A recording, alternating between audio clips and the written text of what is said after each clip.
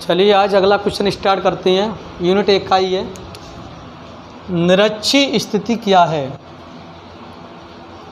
कल हमने अच्छी स्थिति को पढ़ा था, आज हम निरक्षी स्थिति को पढ़ेंगे। कल जो क्लास हुई थी उसमें अपन लोग अच्छी स्थिति पढ़ रहे थे, आज निरक्षी स्थिति को पढ़ेंगे ध्यान से। निरक्षी स्थिति क्या है? निरक्षी स्थिति क्या है? एक समान विद्युत क्षेत्र में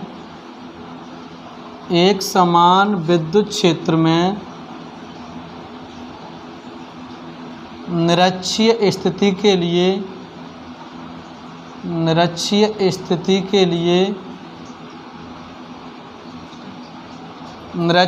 के लिए व्यंजक की स्थापना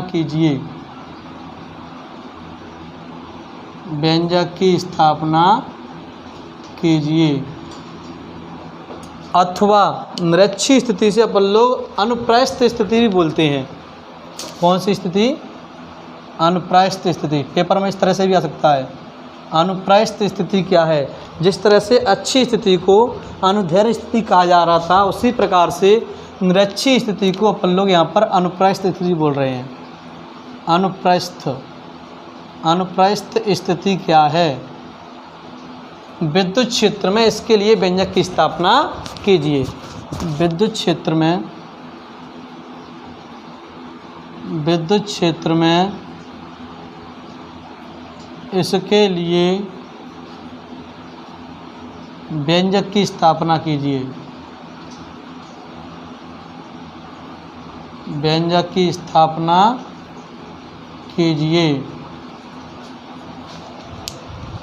चलिए तो सबसे पहले हम हेडिंग कर लेंगे निरक्षीय स्थिति। उत्तर में हेडिंग बना लेंगे निरक्षीय स्थिति।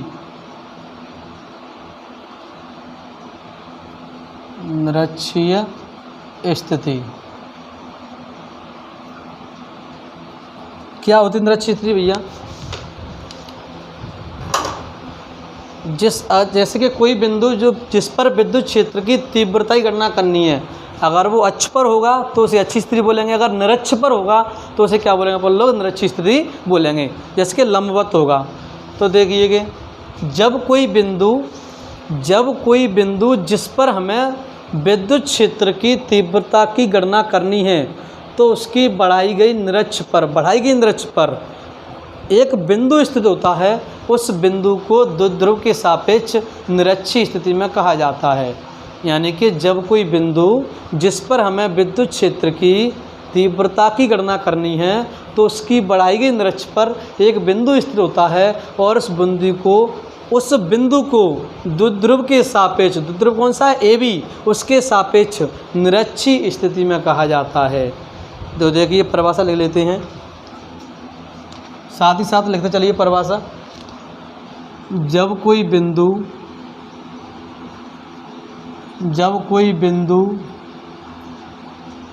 जिस पर हमें विद्युत क्षेत्र की तीव्रता की गणना करनी है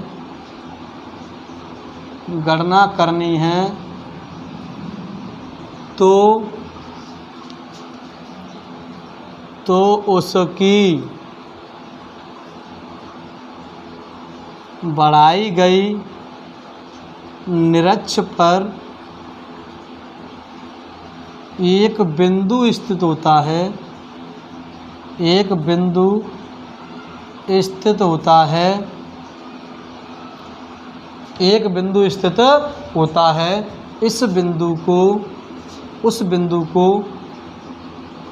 उस बिंदु को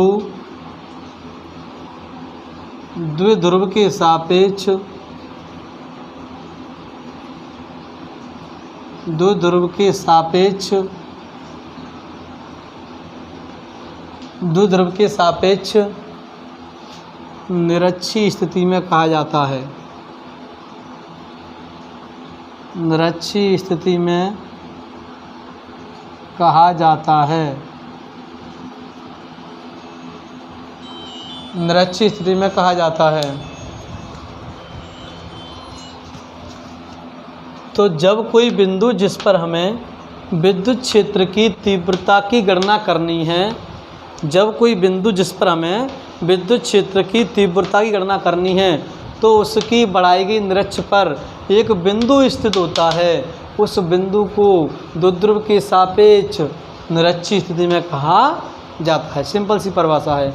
इसके बाद डायग्राम बनाएंगे, यानी कि व्यंजक की स्थापना के लिए एक डायग्राम बनाएंगे। क्या बनाएंगे इसमें भैया? रेड से बना लेता हूँ। माना ए बी, यहाँ बना दो, चलो दिख रहा होगा। माना ए बी एक विद्युत द्विध्रुव है। ये भैया मेरे पास ए बी है, वो क्या है? एक विद्युत द्विध्रुव है। माना ए बी एक विद्युत द्विध्रुव है।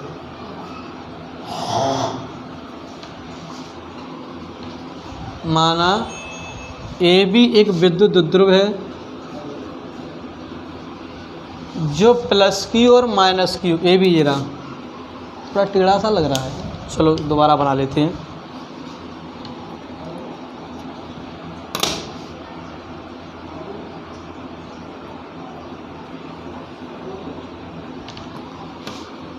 माना ए बी एक विद्युत द्विध्रुव है भैया, यहाँ ए बिंदु मान लो, यहाँ बी बिंदु मान लो। माना ए बी एक विद्युत द्विध्रुव है जो प्लस क्यू और माइनस क्यू दोनों आवेशों से मिलकर बना हुआ है। जो प्लस क्यू से और माइनस क्यू दोनों आवेशों से मिलकर बना हुआ है। दोनों आवेशों के बीच की दूरी क्या भैया? 12। क्या दोनों आवेशों के बीच की दूरी? 12। इस दोनों आवेशों के बीच की दूरी क्या हो जाएगी भाई मेरे? 12 हो जाएगी दोनों आवेशों के बीच की दूरी। लो भैया, ये मैंने क्या मान ली भाई मेरे?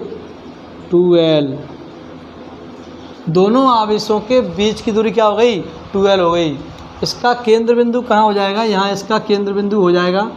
तो इस केंद्र बिंदु का नाम क्या दे लूँगा मैं? ओ दे लूँगा। क्या नाम दे लूँगा मैं? ओ।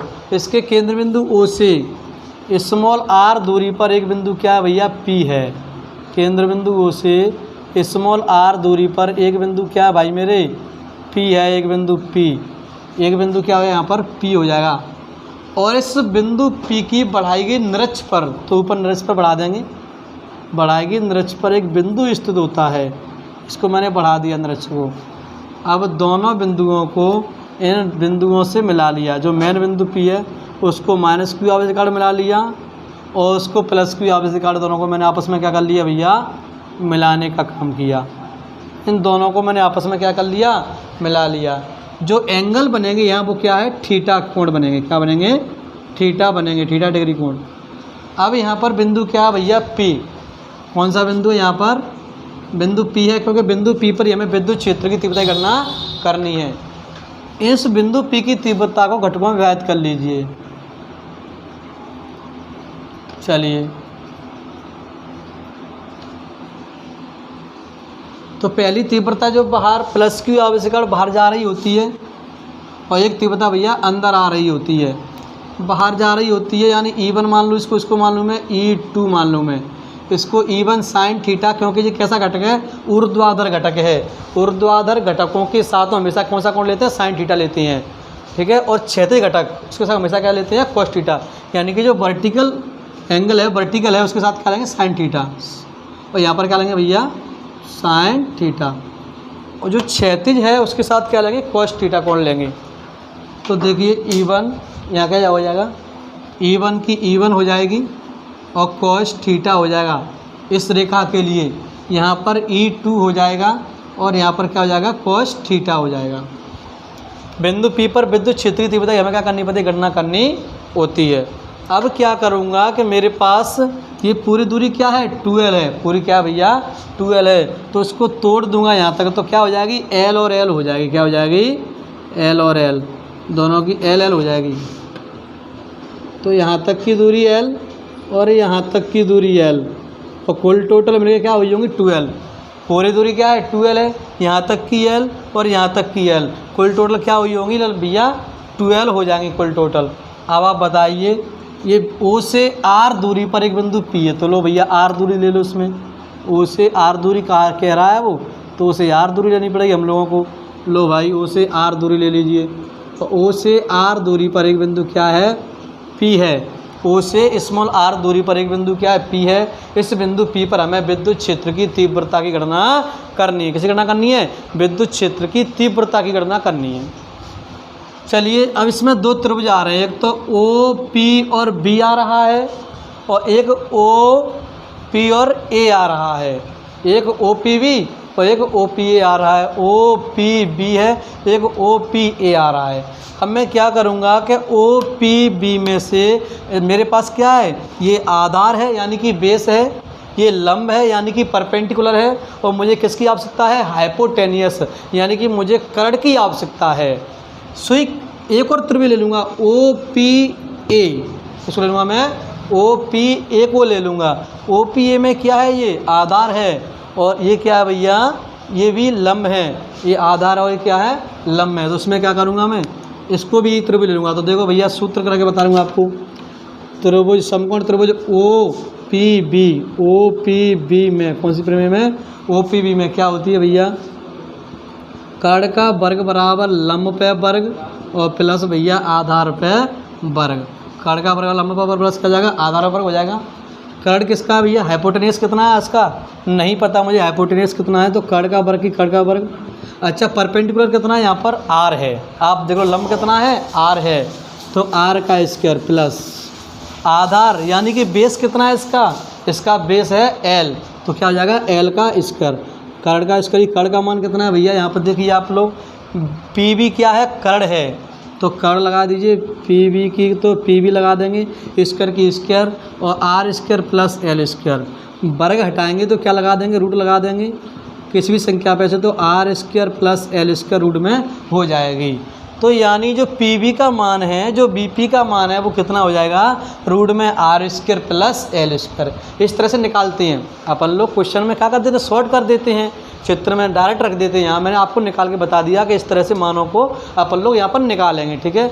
बाकी टीचर भी वैसे ही बता देते हैं। तो रूट में क्या हो जाएगी, आर स्क्वायर प्लस क्या हो जाएगा, L square, R square plus L square. ऐसे ही क्या कर देंगे अपन लोग, R square plus L square. ये अपन लोग इस तरह से, क्योंकि यहाँ इसी मान को क्यों रखेंगे, क्योंकि यहाँ पर भी आधार एल है और यहाँ पर भी लंब क्या है, आर है। तो इस कोण के लिए भी यही मान समान है और इस त्रिभुज के लिए भी मान कैसे समान है, इसलिए दोनों के कर्ण कैसे होंगे, समान हो जाएंगे, यानी कि रूट में R square plus L square हो जाएंगे। अब अपने पास में ये डायग्राम है वो कंप्लीट हो चुका है परिभाषा सहित। इसकी मैं लिख रहा हूँ नीचे व्यंजक की स्थापना। क्या लिखूँगा, व्यंजक की स्थापना। क्या होती है व्यंजक की स्थापना भैया, व्यंजक की स्थापना में देखिए क्या लिखेंगे व्यंजक की स्थापना में। माना ए बी एक विद्युत द्विध्रुव है, जो मैं पिछले क्वेश्चन में लिखा चुका हूँ, अच्छी स्थिति वाले हैं, वो ये सेम परिभाषा। माना ए बी एक विद्युत द्विध्रुव है, विद्युत द्विध्रुव है। माना ए बी एक विद्युत द्विध्रुव है जो प्लस क्यू और माइनस क्यू आवेशों से मिलकर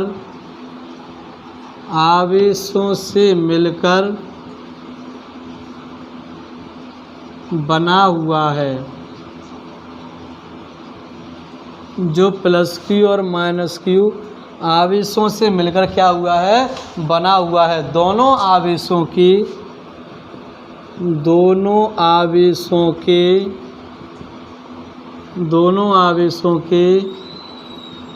बीच की दूरी 2l है।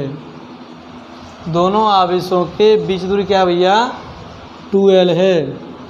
इसके केंद्र बिंदु O से स्मॉल r दूरी पर एक बिंदु P है। एक बिंदु क्या है, P है। इस बिंदु P पर हमें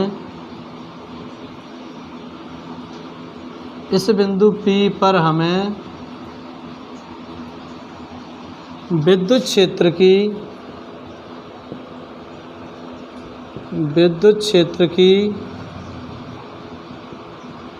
तीव्रता की गणना करनी है, गणना करनी है। ये मैंने इस चित्र में देख देख करके परिभाषा लिख दी। क्या लिख दी? माना ए भी एक विद्युत ध्रुव है। भैया देख लो, ए भी एक विद्युत ध्रुव है जो प्लस क्यू और माइनस क्यू आवेशों के बना हुआ है आपके सामने। दोनों आवेशों के बीच दूरी 12 है। हाँ भैया है 12। इसके केंद्र बिंदु ओ से स्मॉल r दूरी पर एक बिंदु P है। इस बिंदु P पर हमें विद्युत क्षेत्र की तीव्रता की गणना करनी है। किसकी गणना करनी है? विद्युत क्षेत्र की तीव्रता की गणना करनी है। चलिए, चित्र से स्पष्ट है। क्या स्पष्ट है यहाँ पर? अब ध्यान से सुनेंगे सभी लोग। चित्र से स्पष्ट है, बताइए भैया क्या स्पष्ट है? यानी कि बिंदु ए से लेके पी की दूरी कितनी है? बिंदु ए से लेके पी की दूरी R square plus L square कितनी है? R square plus L square. बिंदु बी से लेके पी की दूरी कितनी है? बी से लेके पी की दूरी रूट में आर स्क्वायर प्लस भैया एल स्क्वायर। रूट में आर स्क्वायर प्लस क्या हो जाएगी? L square. अब मैं एक साइड से यानी कि प्लस क्यू आवेश के कारण बिंदु पी पर क्या निकालूंगा मैं? विद्युत क्षेत्र की तीव्रता। उसके बाद में माइनस क्यू आवेश के कारण बिंदु पी पर विद्युत क्षेत्र की तीव्रता। लो भैया, अब प्लस क्यू आवेश के कारण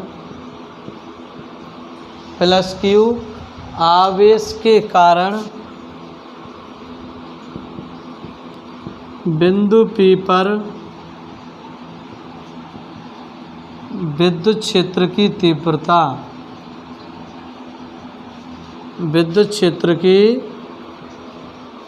तीव्रता, सूत्र आपको मैंने पहले पढ़ा था। क्या होता है? E बराबर 1/4 pi epsilon 0 1/4 pi epsilon 0 Q/R square. ये तो होता है 1/4 पाई एप्सिलॉन 0 Q/R स्क्वायर। चलिए भैया, E की तो E 1/4 pi epsilon 0 1/4 pi epsilon 0 Q की Q। R का मान कितना है? R का मान देखिए, प्लस क्यू आवेश का निकाल रहा हूँ तीव्रता, तो दूरी है R और इसका मान क्या? प्लस क्यू बिंदु क्या है? A है। तो ए तरह क्या हो जाएगी भैया? P। यानी R का मान क्या हो जाएगा? AP। क्या हो जाएगा R का मान भैया? AP। लगा दो AP का मान। AP की AP होल स्क्वायर की होल स्क्वायर लगा दूंगा मैं।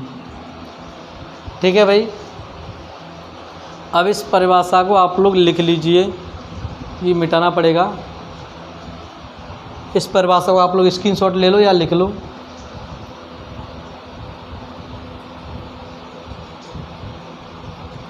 चलिए, ले लिया हो सभी लोगों ने। इसके बाद में वैसे साथ ही साथ परिभाषा लिख रहे होंगे सभी लोग, मैंने आराम से लिखाइए। तो ये परिभाषा हो गई इसकी निरक्षीय स्थिति की, ये व्यंजक की स्थापना हो गई, ये आपका डायग्राम हो गया। अब ये व्यंजक चल रहा है। अभी मैंने प्लस क्यू आवेश के कारण बिंदु पी पर तीव्रता को निकाला है। तो E बराबर पूरा का पूरा आ गया 1/4 पाई एप्सिलॉन 0 Q में AP स्क्वायर। तो ऊपर से थोड़ा सा मिटा देते हैं। आप क्वेश्चन ध्यान रखें, निरक्षीय स्थिति चल रही है, यानी कि अनुप्रस्थ स्थिति चल रही है। ऊपर से मिटा रहे हैं।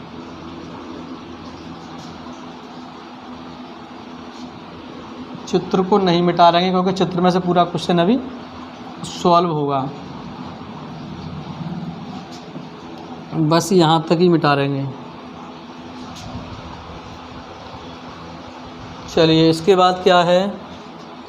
इसको मैं E1 मान लूँ, तीव्रता को E1 भैया लो। E1 की E1 हो जाएगा 1/4 पाई एप्सिलॉन 0 Q/। हाँ भैया, AP का मान कितना है? ये देख लो रूट में AP का मान कितना है? चित्र से स्पष्ट है, वहाँ देखो रूट में R square plus L square. अगर नहीं दिख रहा है तो यहाँ चित्र में देख लो AP का मान कितना है? रूट में R square plus L square. ये P क्या है? कर्ण है। तो देखिए, ये रूट में R square plus L square और रूट लगा हुआ होल स्क्वायर की होल स्क्वायर। आपको पता है वर्ग से रूट क्या हो जाएगा? कट जाएगा। ये फिनिश हो गया यहाँ पर। तो E1 की तो E1 बराबर 1/4 pi epsilon 0 Q/R square plus L square. समीकरण नंबर क्या हो जाएगा भैया? 1। क्या हो जाएगा? समीकरण नंबर 1 हो जाएगा। इसके बाद में इसी प्रकार से मैं क्या निकालूंगा? माइनस क्यू आवेश के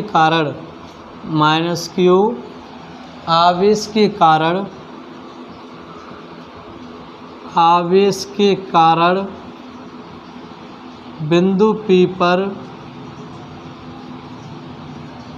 P पर विद्युत क्षेत्र की तीव्रता, विद्युत क्षेत्र की तीव्रता, हाँ भैया क्या आती है बताइए। ई की तो ई बराबर 1/4πε0 और Q/r² की r²। चलिए r का मान क्या दिया, -q पर निकाल रहे हैं।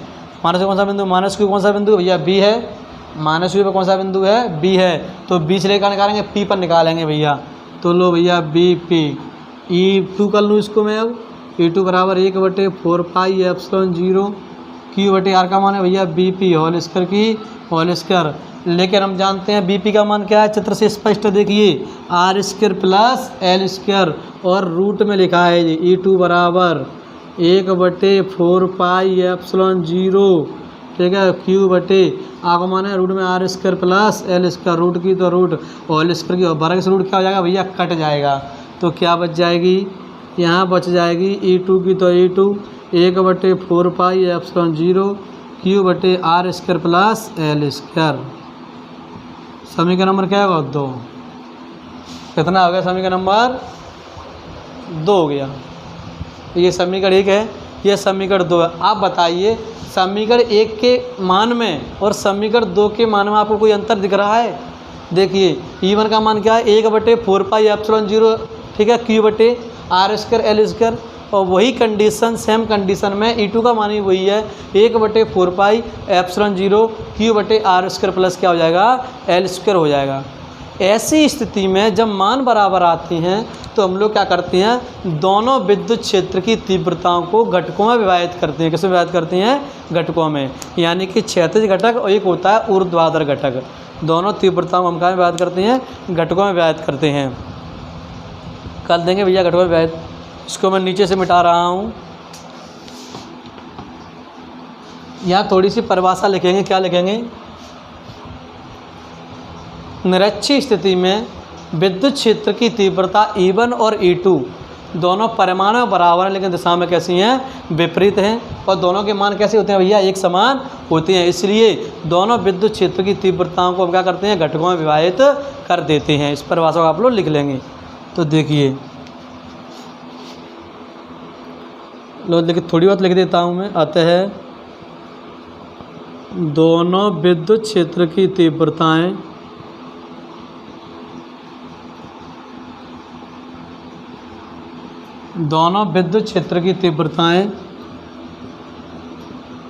घटकों में वो परिमाण में बराबर हैं, परिमाण में बराबर हैं, लेकिन दिशाओं में विपरीत हैं। सर कोई स्टूडेंट होगा बुला लो सर भाई। लेकिन दिशाओं में विपरीत हैं, तब तीव्रताओं को घटकों में विभाजित करने पर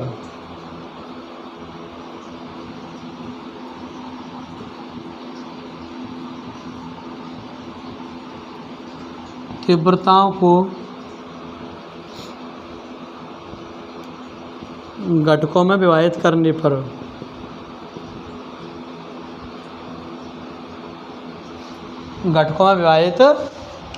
पर चलिए भैया क्या होगा,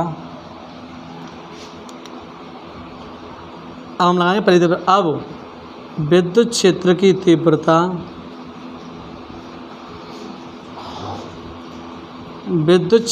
तीव्रता E1 को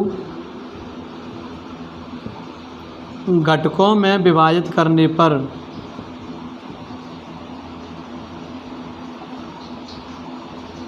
विद्युत क्षेत्र की तीव्रता E1 को मैं घटकों में विभाजित कर रहा हूँ, तो क्या होगा भैया,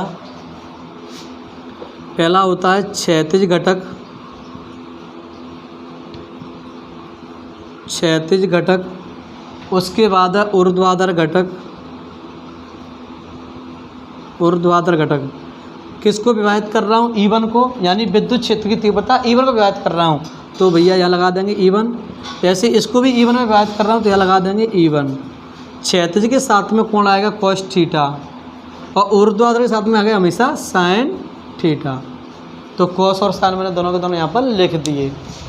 अब क्या करेंगे, थोड़ा मिटाना पड़ेगा ऊपर से, लिख लिया होगा सभी लोगों ने। क्वेश्चन पढ़ा है तो बार बार मिटाना पड़ रहा है इसको। स्क्रीनशॉट ले लो यहाँ तक का।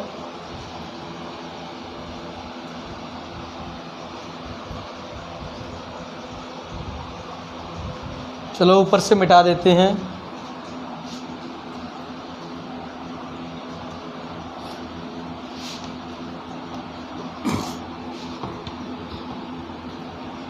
घटकों में विभाजित कर रहा हूँ तीव्रताओं को। तो देखिए भैया, इसी प्रकार से दोबारा फिर पुनः अगेन मैं क्या करूँगा कि विद्युत क्षेत्र की तीव्रता, विद्युत क्षेत्र की तीव्रता E2 को घटकों में विभाजित करूँगा। घटकों में विभाजित करने पर करिए भैया घटकों में विभाजित इसको। एक तो होता है क्षैतिज घटक, एक होता है ऊर्ध्वाधर घटक।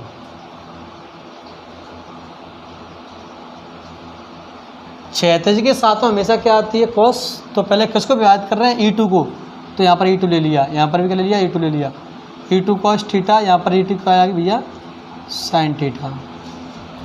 अब मुझे क्या करना है, जो तीव्रता अलग अलग आ गई, अब मुझे बिंदु P पर कुल विद्युत क्षेत्रीय तीव्रता निकालनी पड़ेगी। तो देखिए, अब बिंदु P पर कुल विद्युत क्षेत्र की तीव्रता, कुल विद्युत क्षेत्र की तीव्रता निकालूंगा मैं यहाँ पर। तो एक कौन सा होता है, क्षैतिज घटक। चाहे तो आप लोग क्षैतिज घटकों को जोड़ लीजिए, या फिर ऊर्ध्वाधर घटकों को हम क्या कर लेंगे, जोड़ लेंगे। तो मैं शुरू से क्या कर रहा हूँ, तीव्रता E है ही अपने पास में। पहली E1 को घटकों में विभाजित किया मैंने, वो तीव्रता क्या आई थी भैया, क्षैतिज घटक की E1 cos थीटा। क्या आई थी, E1 cos थीटा। उसके बाद मैंने E2 को विभाजित किया, तो कौन सा क्षैतिज घटक आया, प्लस लगा दी, जोड़ेंगे, कुल के लिए जोड़ते हैं, E2 cos थीटा। चलिए आप लोग अच्छी तरह जानते हैं, क्योंकि E1 और E2 का मान दोनों कैसे हैं, बराबर हैं। यानी कि E1 और E2 कैसे हैं, दोनों बराबर हैं। अभी मैंने आपको मिटा दिए दोनों समीकरण, वही मान E1 का था, वही मान E2 का था। तो E1 का मान क्या था, 1/4πε0 Q बटे और कोष्टक में R² प्लस L²।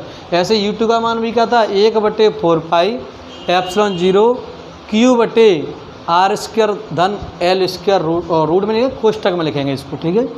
चलिए तो लगा दो भैया, E की तो E यहाँ पर E लगा दूंगा, E1 की तो E1 cos theta, E1 cos theta plus, मुझे पता है E1 का मान क्या है, E2 है, और E2 का मान भी क्या है, E1 है। दोनों कैसे हैं, बराबर है। तो मैं यहाँ पर E1 की जगह E2 लगा सकता हूँ, E2 की जगह E1 लगा सकता हूँ। लगाइए, क्या लगा दूँगा मैं, E1, E2 आएगा, E1 लगा लो, E1 cos थीटा। E की तो E लगा दिया, एक E1 cos थीटा, एक E1 cos थीटा, कितने हो गए भैया, 2E1 cos थीटा। एक E1 cos थीटा और एक E1 cos थीटा कितने हो जाएंगे, 2E1 cos थीटा हो जाएंगे। चलिए तो क्या करेंगे इसको, E की तो E बराबर 2 गुणा में लगाएंगे। E1 का मान मेरे पास है, मैं मिटा चुका हूँ अभी समीकरण में, आप स्क्रीनशॉट में देखना। E1 का मान क्या है, मुझे याद है, 1/4πε0 और Q बटे R² धन L²। क्यों भैया, यही तो मान था E1 का, देख लो अपने रजिस्टर में पुराने में क्या था, E1 का मान 1/4πε0 Q बटे R² धन L² गुणा cos थीटा आ गया। और cos थीटा का सूत्र क्या होता है, आधार बटे कर्ण। लाल बटे कक्का से क्या होता है, आधार बटे कर्ण। तो cos आई मैंने क्या लगा दी, आधार बटे क्या लगा दी, कर्ण लगा दी। चलिए E2 E की तो E यहाँ पर, हाँ भैया, 2 की रहने दो, 2 गुणा 1/4πε0 Q की Q R² धन L², ठीक है, गुणा की गुणा लगा दो। आधार कितना है, किसी भी त्रिभुज में आधार कितना है भैया, L है। चाहे इसमें ले लो चाहे इसमें ले लो, आधार क्या है, L है। और कर्ण क्या है, चाहे इस कर्ण को ले लो चाहे इस कर्ण को ले लो, क्या हो जाएगा, R² धन L² रूट में की रूट। चलिए E की तो E अब क्या करूँगा, इसको बाहर निकालूंगा 1/4πε0। क्यू की क्यू कर लूँ मैं और 2 का गुणा एल से कर लूँ मैं। क्यू की गुणा में लिखियाँ रख सकते हैं, क्यू की क्यू कर ली मैंने, 2 का गुणा एल से कर लिया, क्या हो जाएगा भैया 2l, क्योंकि क्यू इंटू 2l का मान क्या होता है पी होता है। क्या होता है पी होता है, यानी कोई एक आवेश और दोनों आवेशों के बीच की दूरी के गुणनफल को हम विद्युत आघूर्ण कहते हैं। हम कैपिटल पी से प्रदर्शित करते हैं। चलो भैया r² प्लस l², नीचे कुछ नहीं है तो अपने मन से क्या मान लेते हैं 1 मान लेते हैं। ठीक है, ऐसे यहाँ पर देख लीजिए, अगर रूट हटाते हैं तो क्या लगा देते हैं 1/2, 1/2 लगा देते हैं। r² धन l², मैंने क्या लगा दिया 1/2।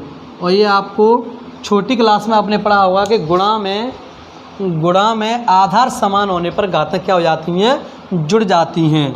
जब गुणा में संख्या लिखी होंगी, आधार सेम होंगे, तो जो घातें हैं वो क्या हो जाएंगी, जुड़ जाएंगी। तो E बराबर 1/4πε0। क्यू इंटू 2l का मान कितना होगा P।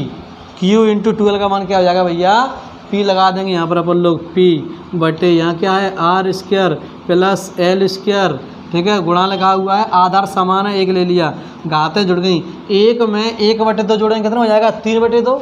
अगर मैं 1 में 1/2 जोड़ता हूँ तो कितना हो जाएगा 3/2, यानी 1 में आधा जोड़ेंगे तो 1.5 हो जाएगा, और 1.5 में दुगना करें तो कितना हो जाएगा 3 हो जाएगा, और 3 का फिर आधा करेंगे तो कितना हो जाएगा 3/2 हो जाएगा, यानी कि 1.5।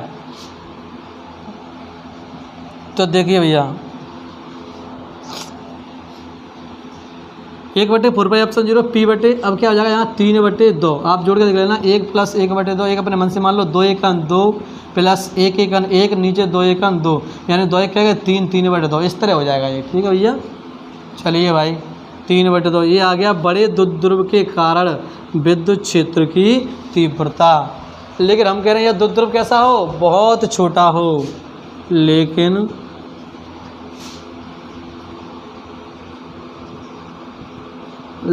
जो द्विध्रुव है वो बहुत छोटा है, ना के बराबर है। तो एल का मान क्या हो जाएगा 0, क्या होगा एल का मान 0 हो जाएगा। लगाओ इसमें भैया, E बराबर 1/4πε0 P बटे यहाँ भैया r² प्लस एल का मान 0 हो जाएगा, 0/2 और 3/2 की 3/2।